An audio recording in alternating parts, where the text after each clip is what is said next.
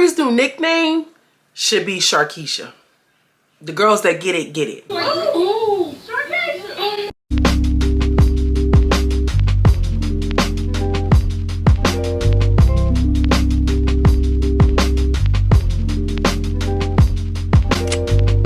My loves, related girl from around the way, where we have culture, conversation, and community. And in today's video, I'm coming to you all with a Young and Reckless episode or reunion part 2 review. Now, before I hop into it, make sure you like and subscribe to the channel if you're into reality TV reviews, culture, conversation, or community, any of the things that I just mentioned, because that's what we do. We give it up over here, using and giving the things of the things.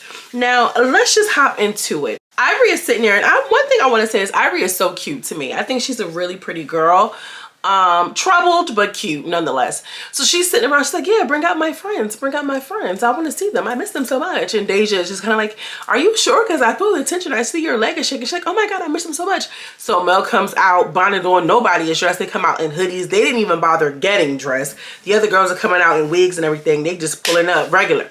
So she like, yeah, hey. She like, hey, you know, what's up? She like, yeah, you know, we can get right to it. And this is how this is the, you know, the little recap. They just picked up where they left off at.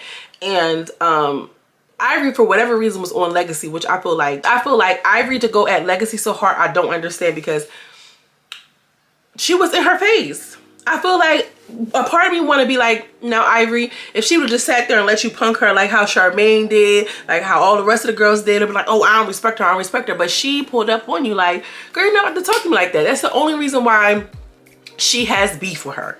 And I think Legacy is right by saying she wanted me to be afraid of her, and I'm not going to be afraid, and it is what it is.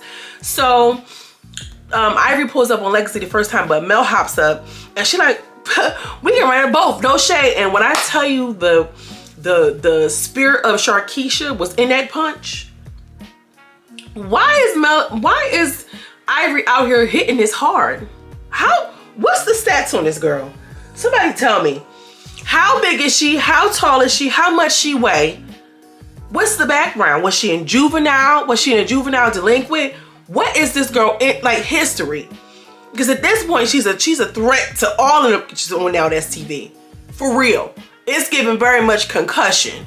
Y'all remember that movie with Will Smith? Concussion. Okay? I need to get her on the damn. Y'all know those little monitors that can tell you how fast and how much force you have with the punch. I want to know the PSI on the force on that punch, because damn, and she hit Legacy. Legacy is so small, like she don't even need all that, baby. You can probably slapbox Legacy and get a little something off of her. Like, she didn't even have to, with all of that force and anger. I felt like that should have been maybe directed towards Mel, because her and Mel, I don't even say got a real beef, but they've been going round for rounds, right? Anyway, as soon as it pops off, all of the rest of the girls, the eaters, okay, the Ivory eaters, come around and just start jumping in. And we seen Soyb jump. I don't like Soyb. I don't know what it is about her. You know, she's tall, she's lanky, she looks like a follower to me. It's something about her that I just can't get with. She just like, yeah, I'm on that. Like, and I get to, like, Ivory approached Legacy, Melanie jumped in, and so everybody had a right to feel how they feel. But of all the people, of all the girls, Ivory don't need no help. She don't. And they know it. I feel like they were just looking for an opportunity to just, one, prove their loyalty to Ivory, to continue Ivory eating. Okay, instead of pea eating, we're just gonna call it Ivory eating. And you know, just to kind of jump in and like to roll out on them. I don't know, it was just weird. I don't think that it called for all hands on deck when Ivory got the most lethal hands in the fucking house. So then Ivory starts to getting up on Mel. She was hitting Mel so hard. Every punch, like she was in it like in a video game or something. Literally, I'm not making that shit up, y'all. Every punch, she was making them noises like, what? Then she gonna say, yeah, I'm tired of you. I'm tired of you. She's saying this while she's punching the girl. While she's punching, I'm tired of you. I'm tired. Like, bitch, what? Mel, baby. Mel, where the shrooms at, girl? Where somebody called the fucking Connect and get Mel some shrooms immediately. Cause the way she got boxed in, that wasn't the same Mel that same night. It couldn't have been. It wasn't the same Mel. Cause goddamn, mushroomless Mel. We gonna call her mushroomless Mel. Cause sister needed some help. She needed to tap into some plant medicine. Let the source come down and channel motherfucking Layla Ali. Cause Ivory was getting her out of here. And I really think that Ivory is pissed off at the fact that everybody keeps saying that Mel was the only one that could keep up with her. I mean, she has that reputation to be like, she's the heavy hitter, she's the only one, and you want to try to keep that title. It's not like no different than when people are boxing, like they want to keep their title. Bitch, I'm the heavyweight, I'm the heavy hitter, not you, ho. And I'm about to have to let you know, like, I'm not the one to play with. And that fight, oh my god, it's my allergies has been jumping. That's why my voice is like this. And I got something in my eye, girl. We about to push through. I don't know where everywhere under the sound of my voice, y'all. Y'all just gotta push through. It don't gotta be perfect, baby, but just produce, okay? Get it done. That's the season I'm in. I'm getting it done. And thank y'all for rocking with me and the support. Y'all been real. Y'all some real ones. So when Ivory was getting the best of Mel, Ferragamo came in and she snuck Mel. I feel like I'm not mad at Ferragamo sneaking Mel. I'm not a fan of sneaking. Y'all always be like, oh, ain't no rules in fighting, ain't no rules in fighting. But here's the thing. Melanie came through and started hitting on Ferragamo for no reason. So yeah, let me get that. And then Ivory, she was, like I said, it was just like a fucking mumbo jumbo mess. They had no control over the set. They had no control over the people. And this is what's really concerning to me, because when they say stop, they can't turn that on and turn that off. They're not pick actors. These are girls that have real trauma, like to fight, and have no cutoff. Somebody can really get hurt. God forbid that anybody does. Knock on wood, girl. I tried to get active and I was like, yeah, where my shoes at, cuz? Where my shoes at? Where my shoes? I know I better get my shoes. Like, nah, it's like, girl, please, you're not worried about those shoes. You want to insert yourself into the drama. You want to insert yourself into the cloud. You want to feel like, oh, this is my home girl. I'm about to ride for her. Again, Ivory is not the friend that you need to ride at dawn for. She got it. She got it. She good. Finally got the girls settled in a set under control. They're in their respective corners. Mel's mouth is bleedy, bloody. She's down bad. Ivory still looked the same. And Ivory sitting there like, girl, I smashed you. Look at your face. Look at your eye. Look at you bleeding, girl. Ivory popping it. I smashed you. Smashed you. Look at you. Look at you. Mel popping it. You think I did something because you busted your lip? You think you did something because you busted your lip? Mel, you know I like you over here, sister. She did something. She definitely did. You can hold your own. You're about the only person that can hold your own against Big Ivory. But yeah, the way your face was set up, yeah. Ferrari's sitting by, she looking all scared, she looking all disgruntled. Oh yeah, Ferrari got thrown in the mix too, girl. Her wig is on, half wig, half off, half bald cap. She looked like, see now how I get it. And Ferrari is so funny because you can look at her and tell she really wasn't like that, but she just kind of inserted herself into these type of situations because sister. They finally get the girls separated. They got somebody, Legacy is in the room. She's snapping. She's looking all stupid in the face. She's like, oh my gosh, I want my ones. I want my ones. They've been jumping me this whole season. Tilo was the one that was talking to her. Tilo, I don't care. I want my ones. Da, da, da. She's going on and on and on about how she's been getting jumped all season. And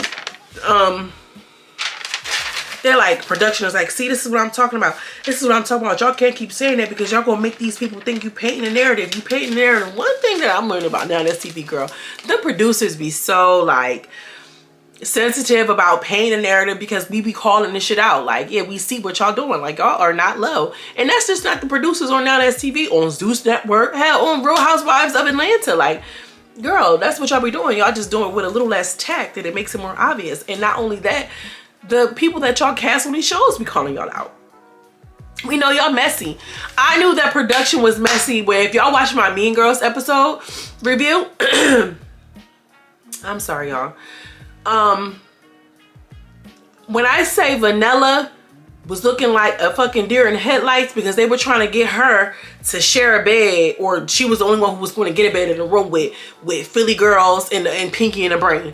That was a setup. That was a plot that Todd set up. You feel what I'm saying? So like, yeah, as soon as she said that, they started, you know, she started switching the tune about production. Oh no, I'm not just saying it, but I just feel like, you know, I was set up this whole season. Then Meg came in and she was trying to calm them down. She was like, yeah, I just want them to stop jumping. Megan is really pretty. She is doing really well. She's aging well and beautifully. She's still relevant and she's still out the way. I like Megan. Mel talks about she don't have no beef with Ivory. You know, she just kind of inserted herself in the after the club thing. And I think it's so weird because she was one of the ones who told me to fight KP in the club. And I think it's amazing that they got these big major beefs around KP. KP ain't busting a grape. KP not even on Instagram Live, girl. KP just did her little one show, got into that one little fight. And that was the end of this is my story. This is my song. You know what I'm saying? Like, I just think that I want to see KP or not KP, but Mel and Ivory kind of like at least recognize that they're both team captains. You feel me? I think that that would be good for the shows and how they're casting. They don't have to constantly pit them, you know, against one another. You know, maybe we can have a heavy hitter on one show and have a heavy hitter on another show. Like, they're both heavy hitters. Why not capitalize on that? Like, you know, Zeus Network's Baddies only have Taseki. Maybe Rolly comes immediately after. Oh, speaking of Taseki, I wonder who would win in that fight. Who y'all got? Mel? Not Mel. Who y'all think will win? Taseki or Ivory? That's a good matchup. Who do y'all think will win in that fight? Taseki or Ivory? I don't know who, because both of them girls be brawling. Las Vegas brawler, Baltimore brawler. They both spend a little bit of time in group homes and juvies. Like, I really don't know who I think will win. All I know is got a blast on either one of them bitches. No thanks. So Legacy talks about her beef. She was like, yeah, they really just kind of, you know, be dick eaters. Like, they're all just trying to hide behind Ivory. They're all scared of Ivory. This is why nobody wants to go against her. And I really feel like that's the truth. I feel like if you ever, I've worked in a juvenile facility for, you know, sex offenders, right? And how these dynamics work is there's this one kid who everybody is afraid of. And they kind of dictate how the ship's going to go, how the play is going to be, because everybody's afraid of this one person. Let's just call her Ivory. What's that? What's that? You know what it is. A green. It is green. Yeah. I think you hear it in your mouth. You like all of that? Yeah, I like all this stuff. You like all my stuff? Yeah. It's a pretty cool dash you got. Yeah. Okay. Careful, superhero. Can you shut the door? Okay. Bye-bye. See you later. Also, give me a hug. Okay. Careful. Okay. Okay. Okay. Thank you. Bye-bye. Now you going? Bye-bye. See you later. Fist bump. Fist bump. Okay. High five. And a high five. Psh. Child, these kids know how to do it. They know how to do it early. And the one kid is gonna be the one that's gonna like dictate everything. And I feel like Ivory understands that role and position, so she knows how to play it. So they're supposed to be lining up these ones because Ivory want to run the ones with everybody. And not Ivory, Legacy. I just really think that I like Legacy. She doesn't care. She's not afraid. She don't care. She's like, I'm not gonna let this girl put fear in my heart. She's so beautiful. She's standing on business. I really feel like she's a real baddie. Like, she's a real young and reckless girl, and she kind of encapsulates like what the show I feel like was supposed to give. I feel like Legacy did her big one. Mel as well, but the fact that she like, yeah, this girl want me to be scared of her, and I don't care what, win, lose, or draw, I'm not about to be afraid of you, so it doesn't matter. We can never be friends. And I feel like you can't really be friends with somebody if you really have fear of them. Like, that doesn't even work like that. You can't be in a relationship with a man if you fear him. You can't be in a relationship with a bitch if you fear her. Like, it just doesn't work. It doesn't make for a equal relationship, a fair balance. Y'all get what I'm trying to say. So Sav in the next scene is looking crazy, girl. She trying to apologize to Crystal over this outfit. I'm so over the outfit. I really am. Crystal, you looked a mess. Not Crystal, what's the girl named Cuzzo? Like, Cuzzo, what was you wearing? Like, girl, it is what it is. The outfit was a mess. She said what she said, and that was it. And she was like, oh, so you want to apologize for what you said? She was like, no, I'm not going to apologize. That outfit was a mess. I like that. Ivory was sitting in the middle like, I gotta pretty much navigate this so y'all don't fight each other again. It was cute for what it was worth, but Cuzzo, get over the outfit, girl. You chose the outfit. You knew exactly what you was doing. All you had to do was just stand on it. It is what it is. And I don't like that DPL you got. Kept it pushing. Like, girl, everybody's not gonna like what you're doing. Okay? Everybody's not gonna like everybody's not gonna like the way you look, the way you talk, the way you dress. It just is what it is. So if somebody has some commentary about how you feel or how you look, like, girl, that don't even mean nothing. That just means like, it's not for you. I think what it is the fans was going in on her about it, and now since then everything Cuzzo has pulled up in has been cute.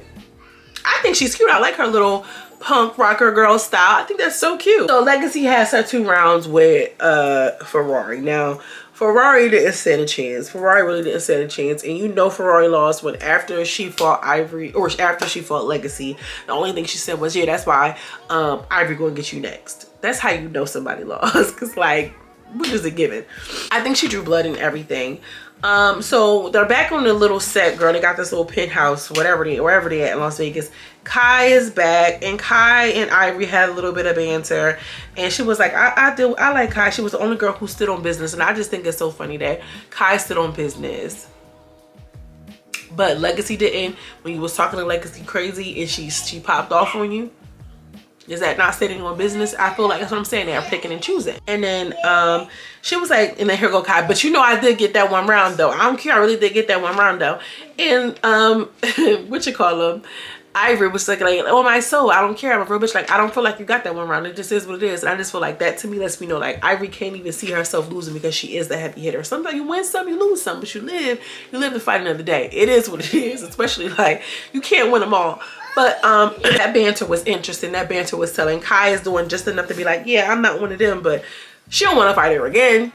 Mel keep fighting her and fighting her. I don't think Kai wants to fight her again. China Cash was there. She don't need to be on there if Ivy's going to be back. I feel like I just don't know. I don't know what to say about it. It was an interesting dynamic. Naj does say that Ferrari should come back and host again. It was just like her first season. She was kind of getting her footing. I agree. I want to see Ferrari host again. I do. What do y'all think? Drop down in the comments. Let me know. It was a good episode. It was a good season. Young and Reckless is doing their thing. Period, point blank. As always, I'm sending much love and much light. And I'll see you in the next video. Peace.